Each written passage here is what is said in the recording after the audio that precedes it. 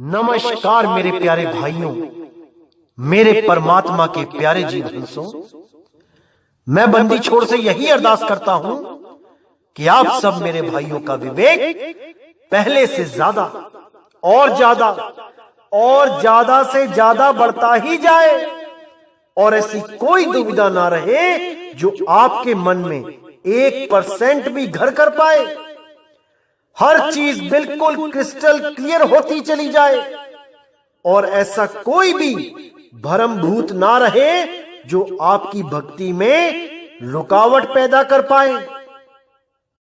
और जितने भी ये अधूरे गुरुओं के शिष्य आपको भ्रमित करने के लिए आए, आप अपनी विवेक की तलवारों से उनको धराशाही कर सको। उनके अज्ञान को एक पल में पहचान के उनके द्वारा आपका अनमोल जीवन खराब करने से बचा सको, क्योंकि ये आपका जीवन बर्बाद करने के लिए ही आते हैं। ये केवल आपको 84 का रास्ता दिखाने के लिए ही आते हैं, ताकि आप कभी मुक्त ना हो पाओ। क्योंकि यही वो काल के दूत हैं, यही वो मन के दूत हैं जो मनमुखी साधनाएं कराते हैं, जो तन में इस शरीर में परमात्मा बताते हैं और आप सबको इसी शरीर में रोक दिया जाता है। ये आए ही इसीलिए हैं कि आप इस देह से विदेह ना हो पाओ। ये परमात्मा को आपके शरीर के अंदर ही घोषित करने में लग जाते हैं। कोई कहता है कि नाभि में परमात्मा है, कोई कहता है कि जन इंद्री में परमात्मा बैठा है, सृष्टि रचना करता है सबकी। कोई कहता है श्वासों में परमात्मा है, उसी की वजह से ये शरीर चल रहा है। कोई कहता है हृदय में परमात्मा है, दिल में परमात्मा है, परमात्मा ने कनेक्शन लगा रखे हैं दिल में। अरे परमात्मा ने दिल में कनेक्शन लगा रखे हैं तो ये कनेक्शन बंद कैसे हो जाता है? ये दिल रुक कैसे जाता है? ये दिल को रोकने वाला कौन पैदा हो गया अगर परमात्मा ही इसको चला रहा है? ये सब के सब अज्ञानी केवल आपको भ्रमित करने के लिए आते हैं। ये आपका जीवन बर्बाद करने के लिए आते हैं। कोई कहता है त्रिकुटी में परमात्मा बैठा है, इंगला पिंगला सुषमना में। कोई कहता है ब्रह्मरंध्र के अंदर परमात्मा बैठा है। सब के सब ये देही ज्ञान लेके बैठे हैं। इसीलिए साहिब ने साफ बोल दिया, 10 द्वार नरक भर बूढ़े तू गंधी को बेड़ो। यानी 10 द्वार से निकलने पर भी मोक्ष नहीं होता, मुक्ति नहीं होती। अपने स्वरूप को जानने से मुक्ति होती है। आपका स्वरूप क्या है? आप इस शरीर में आए कहां से हो? कौन से दरवाजे से आए हो और कौन से दरवाजे से निकल के कहां ठहरोगे?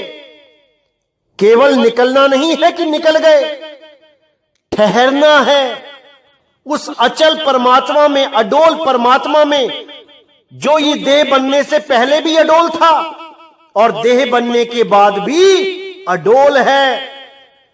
ये नहीं कि जब तक शरीर नहीं था वो बाहर था और शरीर बन गया तो वो हृदय में आके बैठ गया। इस गलतफहमी में कोई मत रहना मेरे भाइयों, कोई मत रहना। संतों के द्वारा ये हृदय बार बार इसलिए बोला गया वाणी में, क्योंकि हृदय का केवल एक मतलब नहीं होता कि केवल एक मतलब होता है। जैसे हम कहते हैं तेरी बात तो मेरे दिल में लग गई। अब बात दिल में कैसे लगेगी भाई? कोई बात करता है, कानों से सीधे दिमाग में जाती है, दिमाग में बुद्धि निर्णय करती है कि ये मेरे खिलाफ बोला गया है कि मेरे पक्ष में बोला गया है। इसमें दिल का क्या रोल है? कोई रोल नहीं है। लेकिन बोलने में यही आता है कि तेरी बात मेरे दिल में लग गई, या हम कहते हैं कि तुम मेरे दिल में रहते हो। किसी प्यारे को, किसी प्रेमी को बोला जाता है कि तुम मेरे दिल में रहते हो। इसका मतलब यह नहीं कि वो तुम्हारे दिल के अंदर घुस गया आके। इसका भाव होता है कि तुम मेरे हृदय में रहते हो, तुम मेरे दिलो दिमाग में रहते हो, तुम मेरी सोच में रहते हो, तुम मेरे विचारों में रहते हो, तुम 24 घंटे मेरी सूरत में रहते हो। ये होते हैं इनके भाव। और जो केवल शब्दों को पकड़ के बैठ जाता है उसका कभी कल्याण नहीं हो सकता। तो जैसे कि आजकल आपको वाणियां भी दिखाई जा रही हैं कई जगह और भ्रमित भी किया जा रहा है। देखिए, एक वाणी भेजी गई थी किसी के द्वारा भ्रमित करने के लिए। क्या बोला गया है उस वाणी में? आखिरी पंक्ति देखिए, भूले मार्ग जिन्हि बताया, ऐसा गुरुवड भागी पाया। सिमर मना राम नाम चितारे, बस रहे हृदय गुरु चरण प्यारे। ये वाणी गुरु ग्रंथ साहब में अंग 803 पर है। इसके साथ और भी अनेक वाणियां दिखा दिखा के कुछ लोग भ्रमित करने में लगे हैं कि परमात्मा तो हृदय में वास करता है। बिल्कुल नहीं, परमात्मा हृदय में वास नहीं करता, क्योंकि हृदय तो हमारे शरीर का एक अंग है। जो लोग ये कहते हैं दिल में वास है परमात्मा का, वो ये नहीं जान पाते कि कबीर साहब की वाणी कहती है नहीं प्राण में नहीं पिंड में, वो हमारे शरीर में यानी पिंड में नहीं है। इस भेद को अच्छी तरह समझना है आपने, क्योंकि कुछ लोग हमारे ही पंथ में आके हमसे ही ज्ञान को समझ के, जैसे पहले भी होता आया है, मैं बताता रहा हूं आपको कि कैसे कुछ लोग आते हैं हमारे पंथ में, ज्ञान को सही से समझते हैं और फिर खुद गुरु बनने के चक्कर में इस पंथ को ही अधूरा कहने लग जाते हैं और अपने आप को सर्वश्रेष्ठ घोषित करने की नाकाम कोशिश करते हैं। क्योंकि जो गुप्त भेद हैं वो अभी तक किसी को बताए ही नहीं गए हैं और ना ही इतनी जल्दी बताए जाएंगे। तो जो लोग अलग हो भी जाते हैं वो केवल भरमाने का ही काम करते हैं, वाणियों को दिखा के गलत अर्थ करके लोगों को भरमाते हैं।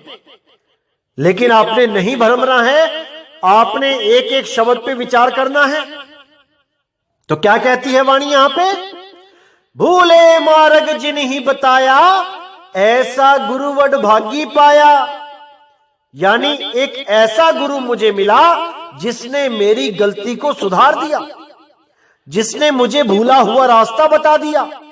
युगों युगों से, अनंतों जन्मों से भटकता हुआ मैं आज 84 लाख जूनों को भोगता हुआ इंसान चोले तक पहुंचा।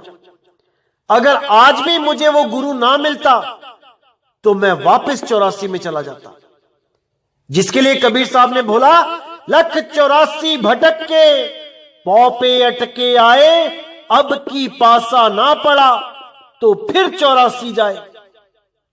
और ये लोग क्या बोलते हैं, जो भ्रमित करने वाले हैं कि गुरु की भी जरूरत नहीं है, वाणियां पढ़ो, देखो लिखा है बस रहे हृदय गुरु चरण प्यारे, वो हृदय में ही है परमात्मा।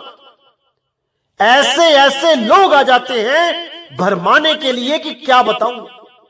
लेकिन आपने नहीं भरमना है, आज सारा ज्ञान इनका धरे का धरा रह जाएगा, ये मेरा वादा है आपसे। आज का सत्संग अगर आपने अच्छी तरह समझ लिया तो कोई आपको भ्रमित नहीं कर पाएगा। तो यहां बताया जा रहा है कि बस रहे हृदय गुरु चरण प्यारे, यानी मेरे हृदय में, यानी मेरी सूरत में, यानी मेरी अंतरात्मा में मेरा गुरु बस रहा है। ये तब अवस्था प्राप्त होती है जब आप उसको पा लेते हो। जब उस परमात्मा को पा लेते हो तब आपके हृदय में उसका वास होता है। मतलब कि जैसे उसके गुण होते हैं उस परमात्मा के, यानी वो निर्वैर है, वो निर्भय है, वही गुण आपके हृदय में आ जाते हैं। जैसा कनेक्शन लगता है बिजली का, वैसा ही करंट दूसरे छोर पे भी हो जाता है। जैसे आप कोई तार को बल्ब से अटैच करो लेकिन उसका कनेक्शन ना लगा हो, बिजली नहीं जोड़ी गई हो, तो वो बल्ब नहीं जलेगा, उसमें करंट नहीं आएगा। लेकिन अगर आपने वो कनेक्शन जोड़ दिया प्लग में, तो वो करंट बल्ब को जला देगा। इसका मतलब कि जिससे हम जुड़े हैं उसके गुण हमारे अंदर आ जाते हैं। क्या केवल वाणी पढ़ने से तुम्हारे अंदर वो गुण आ सकते हैं? कभी नहीं आ सकते। अपने गिरेबान में झांक के तो देखो, गालियां तक निकाल रहे हो, निंदा कर रहे हो, झूठी अफवाहें फैला रहे हो लोगों के लिए, क्या परमात्मा मिलेगा आपको? कभी नहीं मिलेगा। अगर यही हाल रहा तो इसीलिए कहते हैं कि सतगुरु की शरण में आओ। और ये लोग क्या बोलते हैं, गुरु बनाने की जरूरत नहीं है, केवल ग्रंथ साहिब में से वाणियां पढ़ लो, दूसरे ग्रंथों में से वाणियां पढ़ लो और उसको समझ लो कि हृदय में परमात्मा रहता है, बस हो गया काम। अरे मेरे भाई, गुरु ग्रंथ साहब को 5वीं पातशाही ने कब का तैयार कर दिया था, लेकिन उसके बाद भी 10वीं पातशाही तक गुरु प्रथा चली। क्यों चली? क्यों बाकी गुरुओं को ऊपर का आसन बैठने के लिए मिला और बाकी संगत नीचे बैठती थी? क्यों गुरु प्रथा चलानी पड़ी? जब ग्रंथ तो आ ही गया था, लिख ही दिया गया था, सब संतों की वाणियां लिख दी गई थी, फिर क्यों 10वीं पातशाही तक गुरु प्रथा को चलाना पड़ा? अरे थोड़ा तो विचार कर लो भाई। विरोधी हो गए हो अच्छी बात है, लेकिन सत्य से मुंह नहीं मोड़ सकते और ना ही किसी को भरमा सकते हैं। सत्य तो सत्य ही रहेगा। मीराबाई जी रविदास जी के पास गए, गुरु धारण किया, तब उनको परमात्मा की प्राप्ति हुई। कैसे कह सकते हो आप लोग कि गुरु धारण करने की जरूरत नहीं है? ये भरमाना बंद कर दो और गुरु के कहे लगो, गुरु के वचन में रहो, वरना 84 लाख सामने ही है, ज्यादा देर नहीं लगेगी।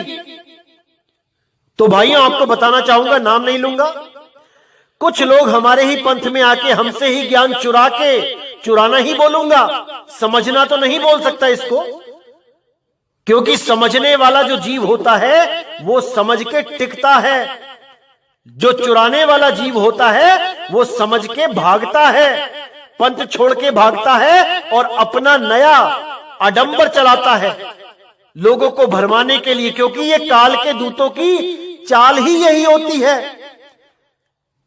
कि सत्य पंथ में घुसना और ज्ञान को समझना और फिर लोगों को भ्रमित करने के लिए उस असली चीज को ही नकली बोल देना, मजाक उड़ाना सत्य का।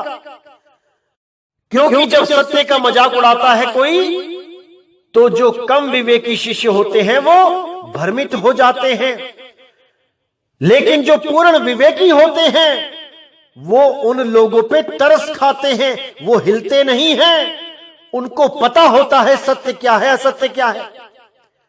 तो आज एक ऐसे ही भाई के बारे में बताऊंगा मैं, जो हमारे ही पंथ में 1 साल रह के गया और भक्ति साधना के नाम पे कुछ नहीं किया, जीरो, अपने विकारों तक को कंट्रोल नहीं कर पाया और हमारे ही पंथ की बुराई करता है कि 1 साल हो गया मुझे कुछ नहीं मिला।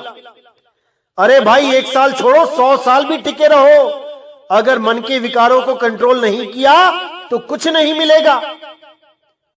क्योंकि लोग इस पंथ में आते हैं बहुत बड़े महात्मा बनके कि मैं तो बहुत महात्मा हूं, पहुंचा हुआ हूं, इसीलिए मात खा जाते हैं। जब भी डॉक्टर के पास जाते हैं तो अपनी बीमारी को बताया जाता है कि मुझे क्या बीमारी है, कौन सा रोग है, कहां पे दर्द है, दाने निकले हैं कि क्या हुआ है। और जब ये लोग यहां पे आते हैं तो अपने रोग नहीं बताते, बल्कि अपनी महानता गिनाते हैं कि मैं बहुत बड़ा प्रेमी हूं, मैंने इतने गुरु बदल लिए परमात्मा के लिए, इतना पैसा खर्च कर दिया परमात्मा के लिए, ये किया वो किया। अरे किसी डॉक्टर के पास, किसी संत के पास जाते हैं, वहां अपने विकारों को बताया जाता है कि महाराज जी मेरे अंदर ये विकार हैं, इनको खत्म करने का कोई तरीका बताओ, ना कि वहां महान बनने जाया जाता है। तो ये जितने भी महान बनने गए हैं अन्य अन्य पंथों में, ये सब उन्हीं पंथों से ज्ञान लेके, उन्हीं को गाली देके ये अपने पंथ लगाने लग जाते हैं। तो ऐसे ही एक आदमी के बारे में आज मैं बताऊंगा, नाम नहीं लूंगा, लेकिन आपने सावधान रहना है, क्योंकि ये मेरा ही फर्ज बनता है कि मैं आपको सावधान कर दूं। क्योंकि ये भोले भाले जीवों को अगर उलझा लेंगे तो उनको 84 के दर्शन करवा देंगे। इसलिए मैं नहीं चाहता कि किसी को भी 84 में जाना पड़े, सबको मुक्ति होवे। इस दास की यही अरदास है मालिक से। तो आइए सुनते हैं इनकी आवाज, जो इस पंथ में आने से पहले इनके विचार थे, जो गुरु ग्रंथ साहब और अन्य ग्रंथों को पढ़ के इनको जो समझ में आया था, इनकी बुद्धि ने जो कैच किया था। आइए सुनते हैं वो क्या था। सत साहब जी, मैंने ज्ञान गुण तो सब सुने हैं। सबसे बड़ी बात तो ये है, परमात्मा साकार है और निराकार है। उस सतलोक में सचखंड में अंदर सिंहासन पर बैठा रहता है, वहीं से सारी सृष्टि की रचना करता है, वहीं से चलाता है।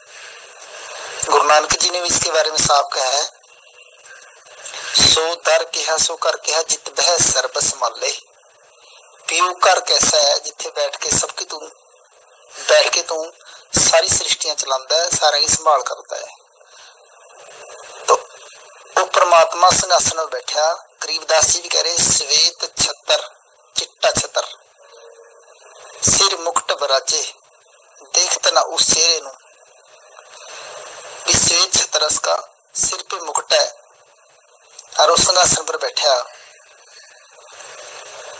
और वेदों के अंदर भी कह रहे भी शाश्वत स्थान में परमात्मा रहता है, उत्थे बैठ के सबकी पालन पोषण कर रहा है। अगर कोई बंदा अमेरिका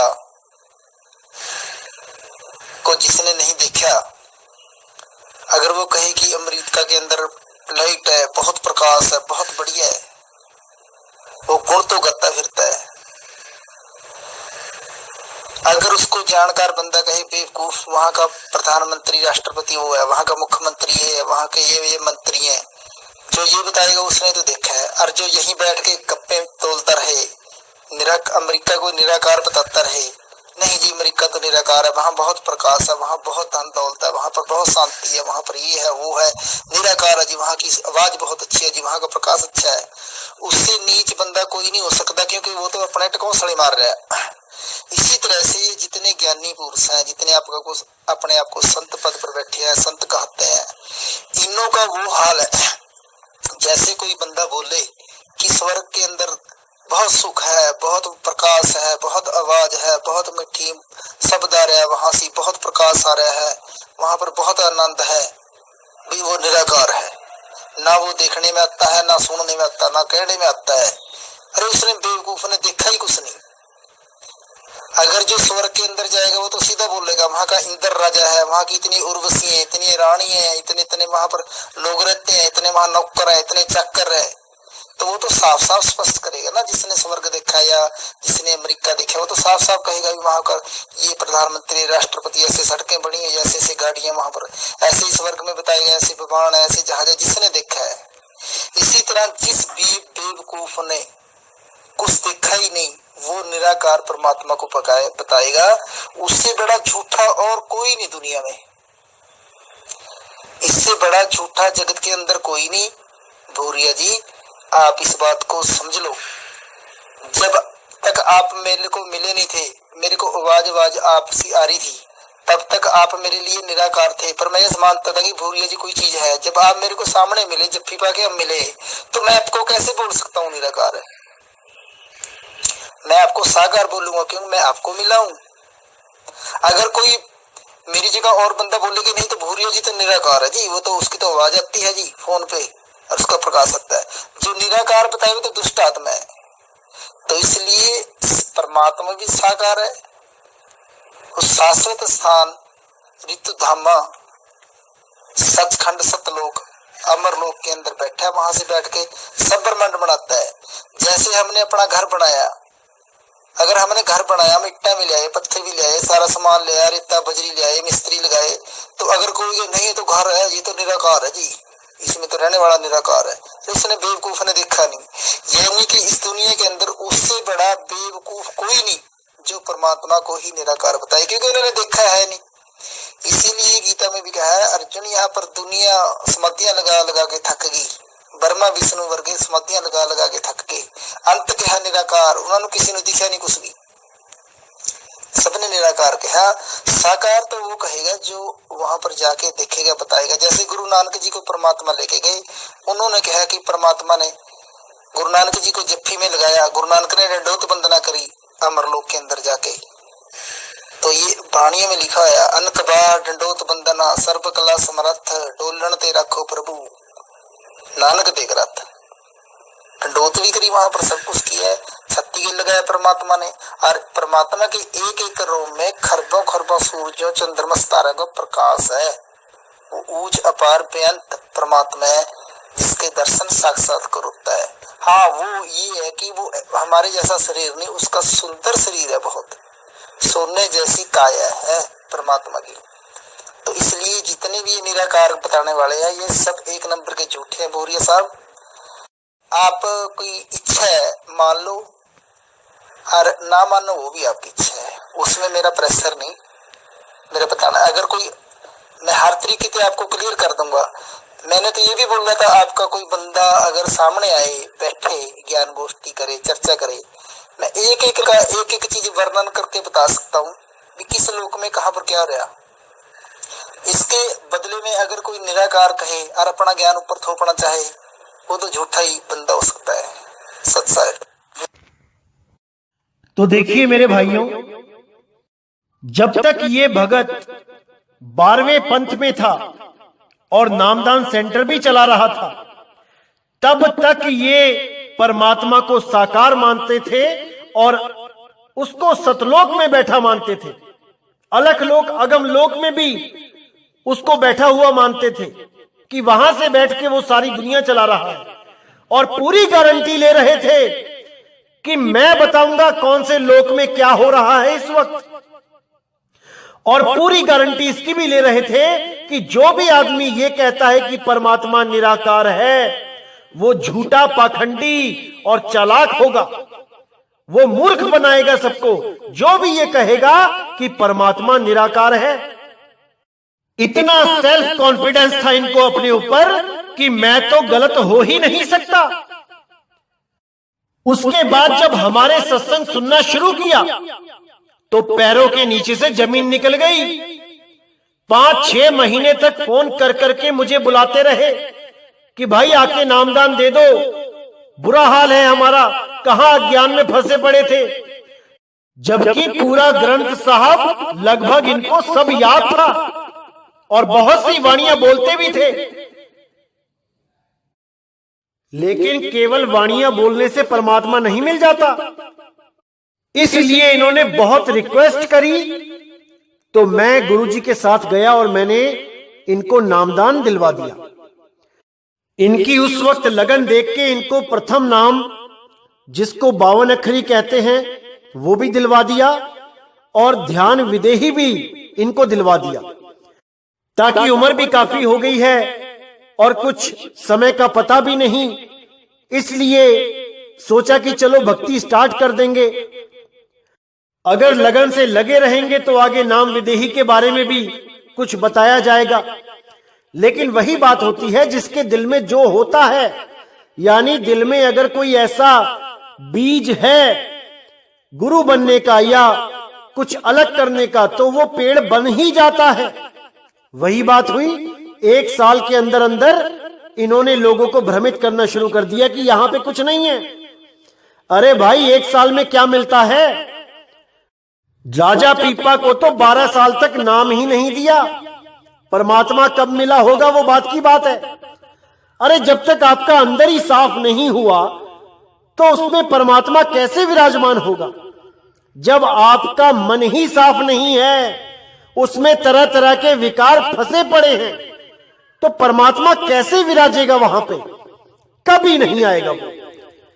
तो इसीलिए मैं कहता हूं कि भाई हर चीज को अच्छी तरह समझो, तब ही कल्याण होगा। ऐसे बहुत आते हैं और बहुत आएंगे और जाएंगे, आपने विचलित नहीं होना है।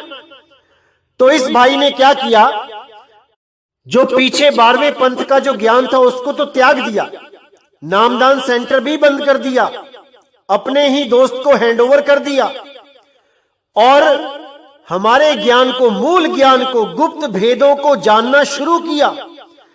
इतने सवाल पूछे जाते थे इनके द्वारा कि क्या बताऊं, लेकिन सब सवालों के जवाब मैंने भी नहीं दिए। बहुत से ऐसे गुप्त भेद हैं जो इनको अभी तक नहीं बताए गए थे, केवल इनको परखने के लिए, क्योंकि परख तो मैंने बहुत पहले लिया था, लेकिन मैं मौका दे रहा था कि चलो कोई बात नहीं, सुधर जाएगा। लेकिन जो अंदर के भाव होते हैं वो बाहर आ ही जाते हैं। तो वही काम हुआ। थोड़ा सा ज्ञान उधर से ले, थोड़ा सा इधर से ले, थोड़ा सा वहां से ले, थोड़ा कहीं और से ले, और एक खिचड़ी ज्ञान सबके सामने बना के रख दिया जाता है। तो इन्होंने हमारे मूल ज्ञान के जो गुप्त रहस्य जो मुझसे समझे थे वो भी रख लिए, और अब गुरु ग्रंथ साहब में से जो वाणियां, हृदय पे जितनी भी वाणियां हैं वो निकाल निकाल के दिखा रहे हैं। अब कोई इनसे कोई सवाल पूछता है तो गुरु ग्रंथ साहब के हिसाब से जवाब नहीं देते, वो मूल ज्ञान के यानी हमारे ज्ञान के हिसाब से जवाब देते हैं। और जब हृदय दिखाना होता है तो गुरु ग्रंथ साहब में से दिखा देते हैं, कबीर वाणी में से दिखा देते हैं। ऐसी मोटी बुद्धि है इनकी कि इनको अभी तक समझ में ही नहीं आया कि संतों का हृदय अलग होता है। जहां संत हृदय की बात करते हैं वो उनके भाव होते हैं, ना कि वो शब्दों के पीछे बढ़ते हैं। कई जगह लिखा है कि मेरा राम मेरे मन में बसता है, कई जगह लिखा है मेरा राम मेरे दिल में बसता है, कई जगह लिखा है मेरा राम मेरे घट में बसता है, कई जगह लिखा है मेरा राम रोम रोम में बसता है। तो चारों में से आप अगर शब्दों को पकड़ोगे तो किसको सत्य मानोगे, क्योंकि चारों ही लिखे हैं ग्रंथों में, किसको सत्य मानोगे? अरे भाई, ग्रंथों को अच्छी तरह समझो, केवल शब्दों को पढ़ो मत, पढ़ के उसी शब्द पे अटक जाओ तो कुछ नहीं मिलेगा। परमात्मा का वास जहां बताया गया है वो आत्मदेव है, शुद्ध चैतन्य स्वरूप आत्मा, जो देही में नहीं विदेही है। देही में जीव रहता है, हृदय में जीव का स्थान है, और पीव का स्थान कहां पे है? वो शरीरों से परे है। उसको विदेही बोला गया है, उसको अजूनी बोला गया है। अजूनी यानी जो किसी जून में नहीं है। पहले वाणियों के भाव को समझना शुरू करो, गुरु बाद में बन लेना। खुद तो 84 का रास्ता पकड़ ही लिया है, अन्य जीवों को भी भरमाने से बाज नहीं आते। तो मेरे भाइयों, अच्छी तरह समझना है इन लोगों की चालाकियों को, अब इनके जाल में नहीं फंसना है। तो देखिए, एक भगत मती ने इनसे सवाल पूछा कि ये दुनिया किसने बनाई है और परमात्मा ने हमें काल के सपुर्द क्यों कर दिया? तो देखिए इस भाई ने क्या जवाब दिया, आइए सुनते हैं। साहेब बंदगी सतनाम। भैया, आपसे एक प्रश्न पूछना था। ये दुनिया है ना, किसने बनाई है और ये परमात्मा ने हमें काल के सपुर्द क्यों कर दिया? क्या ये सच है कि परमात्मा ने हमें काल के सपुर्द किया है? हम कैसे इस दुनिया में आए हैं? थोड़ा बोल के बताएंगे भैया, और थोड़ा हिंदी में बताइएगा, पंजाबी मेरे को समझ में कम आती है। तो देखिए, इस भगत मती के सवाल पे उस भाई ने क्या बोला, और जो कुछ भी बोला गुरु ग्रंथ साहब से बिल्कुल विपरीत बोला। जो गुरु ग्रंथ साहब में लिखा है उसके अनुकूल नहीं बोला। क्यों? क्योंकि हमारे सत्संगों से इसको पता लग चुका था कि असलियत क्या है। बहुत चालाकी से हमारे ही ज्ञान को बताते हुए इस भगत मती के सवाल का जवाब दिया, और गुरु ग्रंथ साहब की ही वाणियों से बिल्कुल उल्टा जवाब दे डाला। वो अभी प्रूफ किया जाएगा कि गुरु ग्रंथ साहब ने क्या जवाब दिया है इस सवाल का, और ये भगत क्या कह रहा है। आइए देखते हैं कि क्या जवाब दिया इन्होंने। परमात्मा ने नहीं भेजा, परमात्मा ने किसी को नहीं भेजा, परमात्मा क्यों भेजेगा?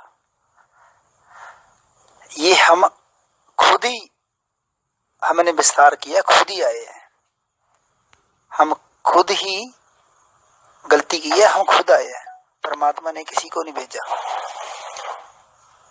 तो मैंने पिछली ऑडियो में बताया, हम दो हो गए हैं, एक से उस एक में से बिछड़ के हम दो आ गए, एक छोड़ दूजे लगे, डुब्बे से बन जा रहा, एक ਨੂੰ छोड़ के दूजे बन गए हम, इसीलिए डूब गए यहाँ पर 84 में घूम रहे हैं। जब हम उसी एक के साथ मिल जाएंगे तो हम फिर जन्म मर से बाहर हो जाएंगे। बस ये चीज समझनी है।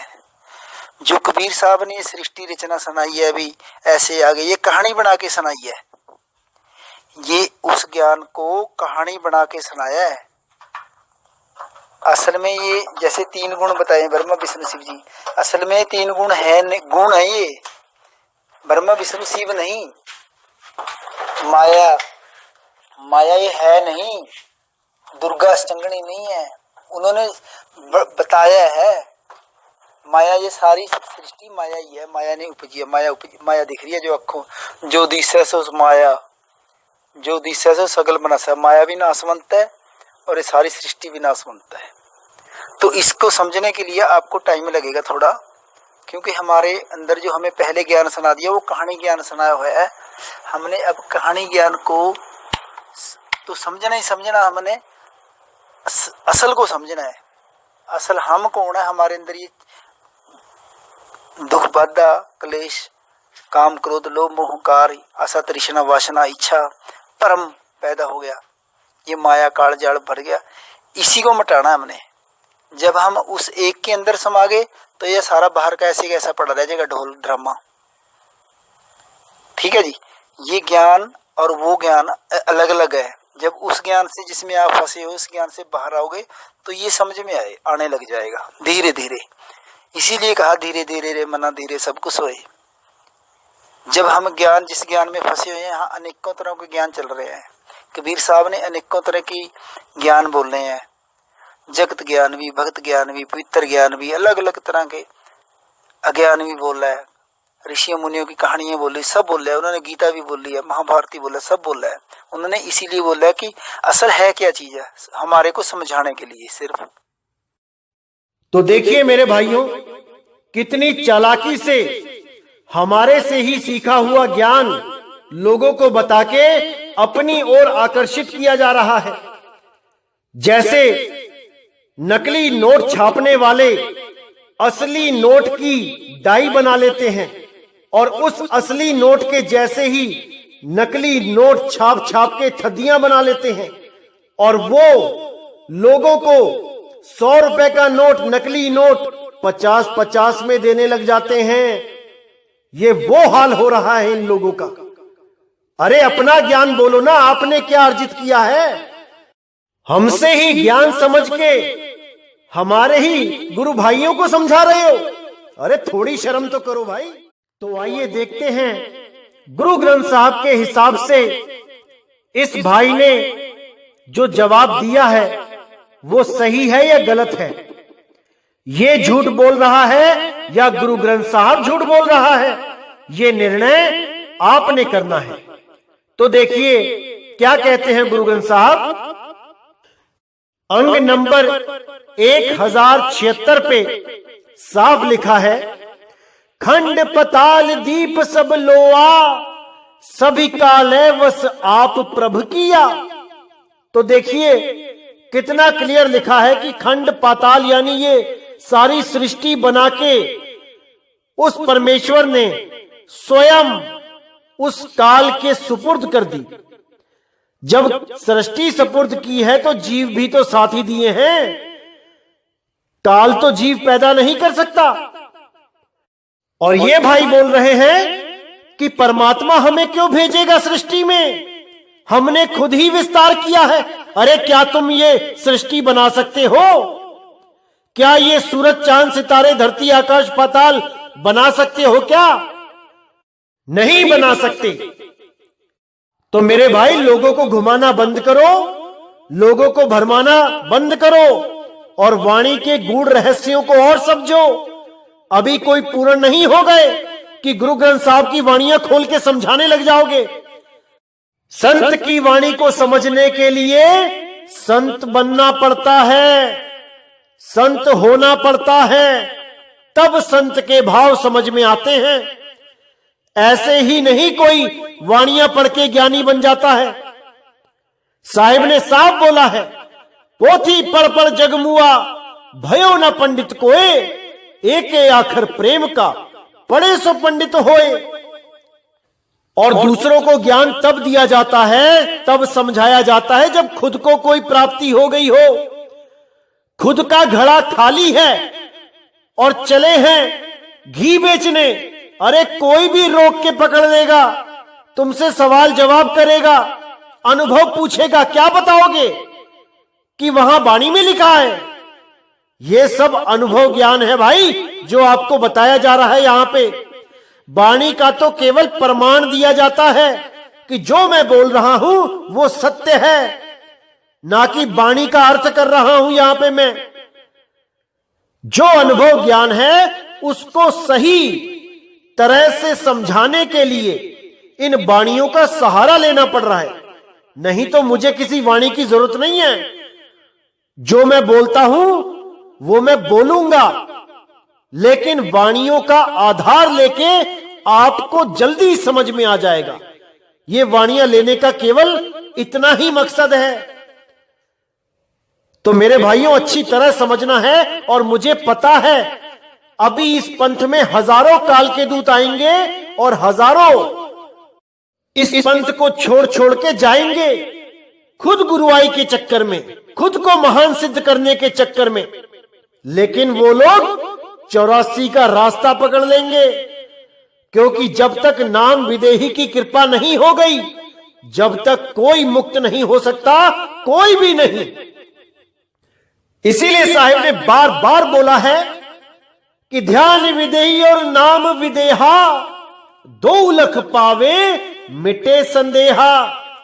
जब तक दोनों को लख नहीं लेते तब तक भूल जाओ कि मुक्ति होगी, भूल जाओ कि किसी को तुम ज्ञान समझा सकते हो। सबके सब पकड़े जाएंगे। ये काल निरंजन को ऐसे ही मत समझ लो कि कोई बच्चा है वो बड़े बड़े ऋषि मुनियों को धर के खा गया। याद रखना इस बात को।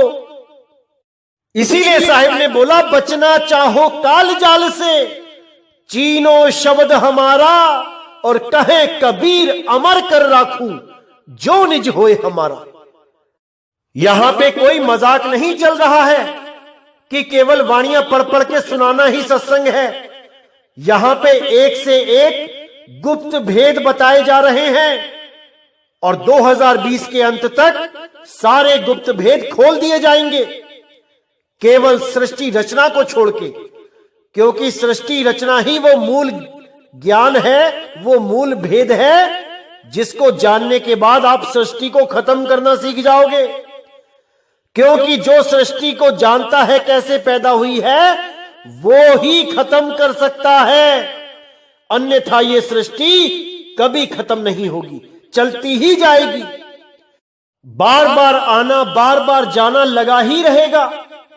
एक भी जीव इस पूरे ब्रह्मांड से मुक्त नहीं हो पाएगा। इसमें बहुत गुप्त भेद हैं जो आपको आगे से आगे बताए जाएंगे। तो ऐसे काल के दूत जहां पे भी आते हैं, आपने उनसे सावधान रहना है मेरे भाइयों, बिल्कुल सावधान रहना है। तो संतों की हर वाणी में बहुत गुप्त भेद होते हैं, उसको जानना पड़ता है, समझना पड़ता है। कहीं पर भी लिख दिया गया कि परमात्मा घट में है, तो इसका मतलब ये नहीं कि वो तुम्हारे शरीर के अंदर बैठ गया आके। अगर तुम्हारे शरीर के अंदर परमात्मा बैठ जाए तो तुम्हारी कभी मृत्यु ही ना हो।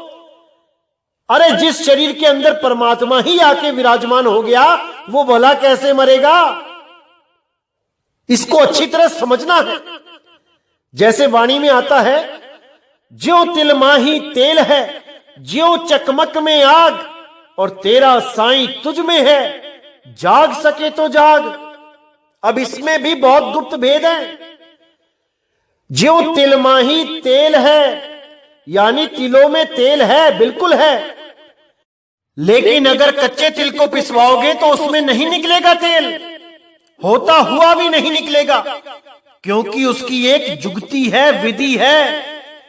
उस तिल को पूरा पकाना पड़ता है, तब उसमें से तेल निकलता है। इसी प्रकार बोला, ज्यों चकमक में आग, चकमक पत्थर में आग है, बिल्कुल है, लेकिन अगर उसे हथौड़े से तोड़ के देखोगे तो अंदर नहीं मिलेगी आग, अंदर केवल धूल के कण मिलेंगे।